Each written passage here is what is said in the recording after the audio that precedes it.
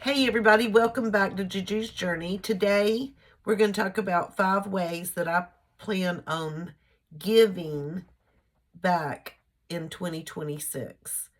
Um, I'm going to start taking 10% of my fixed income and giving this year. I didn't do it last year, but if you're new to the channel, my name is Juju. That's my nickname. My grandchildren call me Juju. I'm a widow now for 1 year, and I'm now living alone. And so I do a budgeting. I do a zero-based budget. And this year, I went through life last year in panic, fight or flight mode. And so now that I've had a chance to see how everything worked out last year, I can breathe a little bit better and know that, basically I can live a little bit more and give a little bit more. I was very fortunate that I was able to pay my house off this month actually. And so I'm going to have an extra money to be able to use because I'm not going to use it for my house payment anymore, which is what I think it was almost $800 a month. It was like $790 something. But today we're going to talk about I get a fixed income of $3,000, so I have $300 that I plan on giving. And so I sat down today. I'm trying to plan next year and get organized because I've got to focus. I'm trying to find joy and peace in my life this year. I grieved for a whole year. God gave me a sign that it's time to start having fun and living without feeling guilty. And so that's what my journey is about, living this life that I've been given to the fullest. And so one way that I know that God wants me to do, He wants me to give 10%. I'm not currently in a church, so, whenever I get to that point, maybe He wants me to give 10% to a church, but right now I'm going to give 10% to places that I feel that need them. So I did 5 categories. I'm calling my New Year's goals my things that I'm going to focus on. So I think I had 7 of them. One was business because I do sell on eBay. I need to focus more on that. Savings. Oh, that's financial. And I have different categories in savings. Giving is one of my focal points. I have self. That's like working on myself. And adventure, those are vacations and little weekend excursions with my family, little things like that. And then family and friends, and that's like making quality time with them. So those are my focal points that I'm going to focus on for 2026 in order to bring joy and peace and meaning back to my life. I hope that makes sense.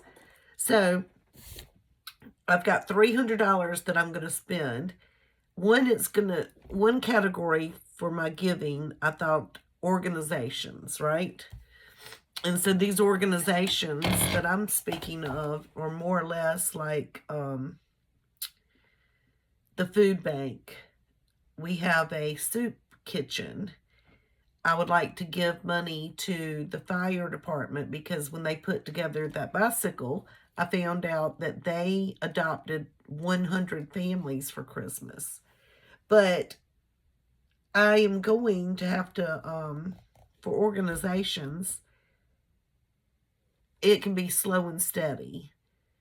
Like I don't have to have a lot of money in it come January. So what I have planned just for the month of January, I can tweak it if I need be. But where I'm coming from right now is that I can stuff my envelopes because I do a zero-based budget where I stuff envelopes each week. So my money is spent before I actually touch it, and it goes into different categories. And so it needs to be slow and steady because I'll probably if it builds up a little bit, if I get $100 or $200, then I can donate it to the soup kitchen. Or if I see that they have a need, I'll have money to pull and give accordingly. So right now I plan on giving $10 each week and $40 for the month of January. And then my next category in my giving ways I want to give is act of kindness. Now what this means to me is, let's say someone's dog died that I'm friends with. Maybe I want to just, take some cookies or run by the bakery and grab something sweet and put a little note with it and give them a little gift as a pick-me-up. Maybe I want to buy the meal for the person behind me if I'm going through a drive-through. Maybe I want to donate to the homeless person that's holding up the sign. I usually don't do that, but maybe I'll feel compelled to do that. Maybe I want to tip the waitress a little extra. So I don't need a lot of money up front for that. So I think what I'm going to do, well, I know what I'm going to do. In my cash wallet, I'm going to make an envelope for giving, and I'm going to stuff it each week with $20. So that's going to be $80 per month. So, I've only going to do $300 a month. So we've got 80 and then minus 40. So we're up, to 120, I think. Which that doesn't matter. It all comes out to be $300.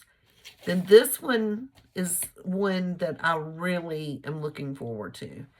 The next category in the way I want to give this year is personal. And when I say personal, it means, I keep using this example, and I did. I'm looking into that right now. But like a person in our community is trying to raise money to get a handicap van for her grandson. Yes, I would like to give some money to that. If I find out that someone's house caught on fire and they need something, or somebody is homeless, like sometimes people that work in schools will say, we need to get shoes or a mattress or a bed. They have things that they ask for because they found out somebody's in dire need. Then I can possibly Venmo the person that I actually know, that I know is going to make sure the money goes to that area. I'll have money for that. So I want to beef that up to begin with, because if I do $10 a week, it won't. I need to keep the most money in that category, in that envelope. So in the month of January, I plan on putting $160 in that for the month. So technically that's going to be $40 a week.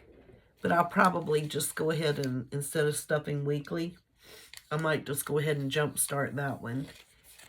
And the next category for giving is I'm going to adopt another child for Christmas, because that gave me so much joy. I cannot even tell you how much joy that gave me. So to begin with, I'm going to put $5 a week, because of course I don't need that money until November, end of November, early December. But I'm going to do $5 a week, which would be roughly around $40 to $50 per month. And then when I do my savings challenges, which fortunately I'm going to be able to participate more in those that I did at the beginning of the year last year for myself. It's like money I saved out of my cash wallet. Anyway, those games, I'll probably beef up, adopt a family, or put it in categories where it's needed. because I think if I did my math right, if I start doing this in January, I'm going to lose the whole month of December, which is only going to be like $40 to $50 to meet my budget. And I think I really want to do $300. So let me do the math on that real quick. Hold on. 300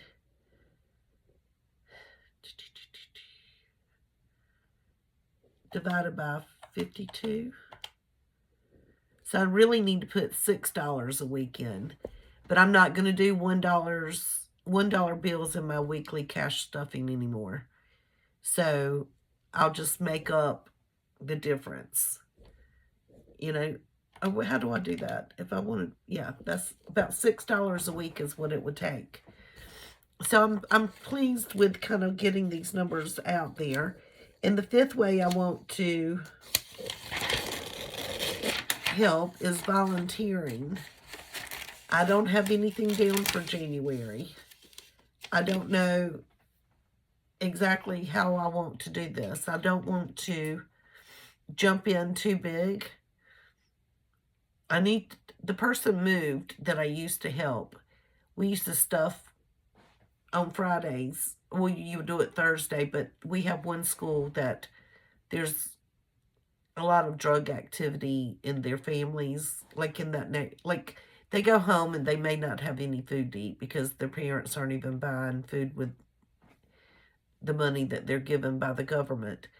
And so the teachers know which children are hungry. So we would pack weekend bags for them to take home, and they discreetly put them in those children's book bags so the other kids don't know. But they have food that they can eat that will last them the whole weekend, things that they can make for themselves. Little snacks, like just nothing perishable, nothing that they have to cook, things that they can microwave, but just something that they can have until they get back to school on Monday to eat breakfast and lunch. And so I need to contact them because that gave me a lot of joy. And I used to, many years ago, before I started teaching at the preschool, I did volunteer at our, the pantry, the food pantry in town, and I enjoyed it too. So I might go ask those two organizations if I can be put on the calendar, but I do not want to obligate myself so much that in the beginning until I figure out where God wants me to go. So if I can just say, put me on the calendar maybe once every couple of months, maybe, and kind of rotate them out, that's probably what I'll end up doing until I figure out where I'm needed the most and what gives me, like, what my talent is. Because of course, when I worked at the church for over 17 years, or actually 20, there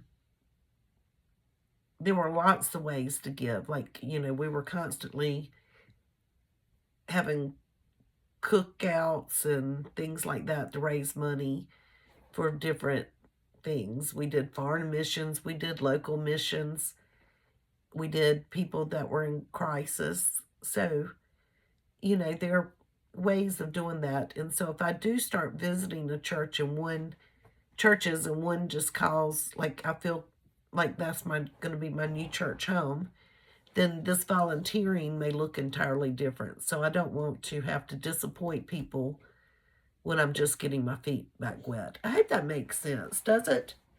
But these are the ways that I'm planning on giving in 2026 this year. And the way, my thought process on how I'm going to execute my giving plan. If y'all do things like this yourself, give me some ideas, because I've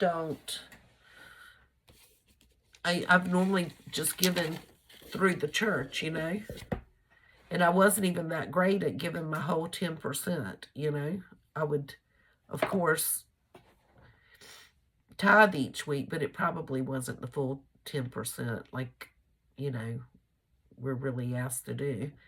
But I did give a lot of my time, and I gave it in other ways. I mean, I really did. I gave way more than 10%, I can assure you. And I'm not talking about my time. But I didn't put it in the plate each Sunday, I would put it other places. So, anyway, but if y'all have any ideas on things that y'all do that you think would be a good way for me to give my little bit of money, let me know. I thought about a place for women who are leaving their husbands, a shelter, but we don't have one in my town. So I'll have to reach out maybe to a neighboring community and see if they have one. But just give me some ideas. Maybe give me some websites to go to. Maybe there's a whole world out there that I can just type in and it'll tell me what's available in my own community. So if you don't mind, hit that thumbs up, hit subscribe, and I'm going to leave you with, may the Lord bless you and protect you. May the Lord smile down on you and be gracious to you. And may the Lord show you his favor and give you his peace. Numbers 6:24 through 26. And as I was reading that, I had the best. I'm trying to find joy in every day. And so I wrote down, I've got to give y'all an update anyway. So my joy for today was when I picked my granddaughter up from school. Well, the other day, the Grinch was standing on the sidewalk, and I cut the block and came back, and he was on the corner of right where we were, and I rolled down her window, and you've got to understand, she's in kindergarten, and he came up to the window, and she's screaming, and anyway, he said, "Do you want me to take your gifts?" Anyway, it was a whole moment. And so then yesterday when I picked her up, she was like, "Don't take me to see the Grinch." And I'm like, "He's not there. Today's your lucky day." Well, someone had posted that at our local Walmart. The Grinch was going to be there after school for you to bring your children by to take some pictures. So whenever I picked her up today, I was like, "Guess who's going to be at Walmart?" And she was like, "I don't know." And I said, "You can get your picture made with him." And she said, "I don't know." And I said, "The Grinch." And she just was like, "No, Juju, no." But I was getting her in her car seat. I have to pull over and make sure she's buckled in right because she can't do it herself. And it is kind of hard. It's not because we baby her like that, but her particular car seat's kind of difficult. And you would have thought that I was killing her because, I've got the door open, the teachers are loading cars, and she's like, "No, Juju, no, no." And it was so funny. But then her aunt, who is my youngest child, she's actually turning 26 on the 22nd of this month. They had a little school store, and she loves my granddaughter, and my granddaughter loves her. I mean, she's a good aunt, put it that way. And anyway, they had a little school store that the little kids could go to, and you sent money and they could go pick out gifts. Sorry, y'all, this cold or whatever everybody has that's lasting I mean, like 2-3 months. It's horrible. I am so stopped up. But anyway, she bought Juju a gift. She got her mama a gift. She got her brother a gift. She got her dad a gift. She got her best friend at school a gift. That was the first day, and she did not get her aunt a gift. And it's because she ran out of money. So the second day, her mom said, "Okay, you've got to go buy your aunt so-and-so." I'm not going to say her name on here, but if I can help it. And so she took the money, and that particular day she came home with her a gift. Both days she had her a gift. She didn't have Hollis a gift. I mean, her brother a gift the second day. So she came home with her gift, her brother's gift, and one little kid at school said he wanted a gift, so she bought him a gift. And then she said, and I was done, and I'm not going back. I'm not going back to that store. So she never did get her aunt a gift, and said that every day her aunt's like, are you going to get me a gift? Where's my gift? Just teasing her. So today after school, she wanted to go get a donut, and we don't typically do that either, from Dunkin' Donuts. And I asked her, I said, well, do you want to go get Aunt so-and-so a gift? And she was like, yeah. And I said, well, where do you want to go? And she said, the Dollar Family Store. And I'm like, what is she talking about? And then I remembered about almost a year ago, I took her to the Family Dollar, and we shopped that whole store, and I just let her buy whatever she wanted because we could have, it wasn't expensive. I mean, we were just buying art supplies and things like that. She was going to spend the night with me. And so we just spent a lot of time. Actually, I was watching her so her mom and dad could do Christmas shopping. And so we just took our time real slow and steady because I was trying to entertain a child for the whole entire day.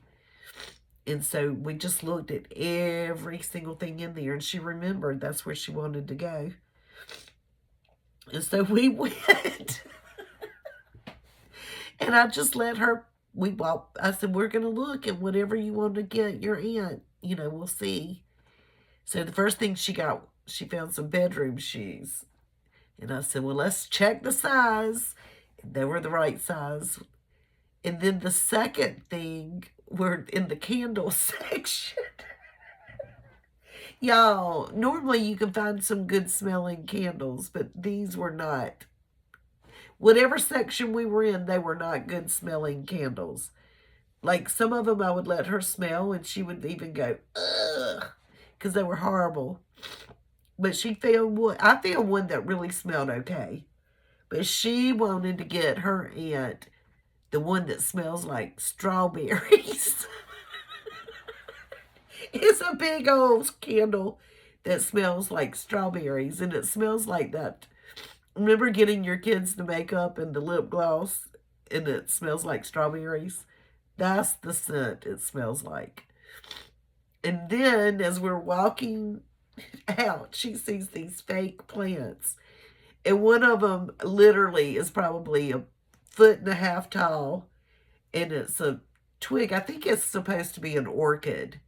But it's like it just loops and droops over. And then it's got all these like white flowers. It is in this ugly, and I hate to say it, ugly little vase. It looks so fake. And she said, oh, it's beautiful. So she picked that out. And as whenever I was checking out, the checkout lady and I were talking, I said, yeah, she picked this out for her aunt. And she started laughing, and then I started laughing. I said, her aunt's going to love it. She's going to think it's beautiful. She's going to decorate her little house with this. And we were laughing, and she said that that's funny. But anyway, that was my joy for today. Because I can't wait to see her face. You've got to understand, this is my same child that for Christmas one year, she wanted an expensive pocketbook. And I mean, it was quite pricey. And she was an adult. She was in college. And that particular year, I don't know, we gave my son something really nice. And you've got to understand, she's the baby. So they were getting adult gifts, but they were nice adult gifts. And then my daughter that lives next door, she got like a piece of furniture. And then my daughter she's still living at home and going to college, so she's not getting things you know, for her house. She said she wanted a pocketbook. And so we had purchased that pocketbook, but I went to Walmart and found one that was a similar color, not anywhere shape, nothing like the size or anything, just one in that color. So all the little gifts had already been opened. And then the last one was that pocketbook. And she opened it up and I was like, "Isn't that the one you wanted?" And she's like, I said, "Don't you love it?" Because I mean, it was hard for me to find. And she's like, "Yeah, I like it. Thank you. It's good." And this was the first time, like, she was an adult. So she knew to be gracious and still accept the fact that this is not the pocketbook and it wasn't a cute pocketbook either.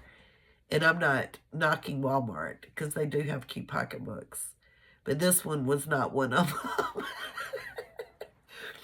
And she was like, "Yeah, I love it. Thank you. Thank you." And so we just went on for another 10 minutes just talking and, you know, being around your children when they're adults is fun. Like, you're not stressed out. You're not trying to put toys together and all that. You're just enjoying each other's company. And then I was like, "What is that back there?" And I pulled out her real gift.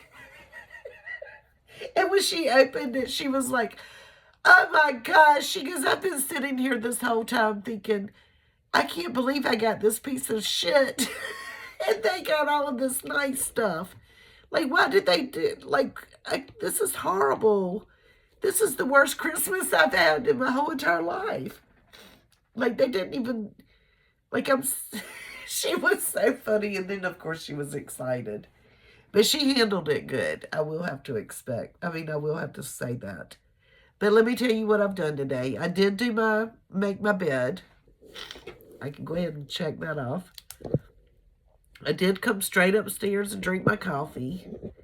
I did list one item on eBay. And I sold an item on eBay today too. I did not mop. I'm going to do that tomorrow. Maybe. Okay. I washed clothes. I did not exercise. I did not watch any educational YouTube channels to teach me how to make videos. I did not break down my boxes. I did not do the den. I did not get rid of 5 things. I did not make a car appointment to get my car serviced. When I go downstairs, I'm going to wash my doggie because she goes to the vet tomorrow. So I'm going to go ahead and say, yes, I did. I did spruce up the bathroom, so that's a good thing. And I did package my eBay. This ship out for tomorrow what I sold. So I'm excited about that. And I already put my, the thing I listed today, I already stored it.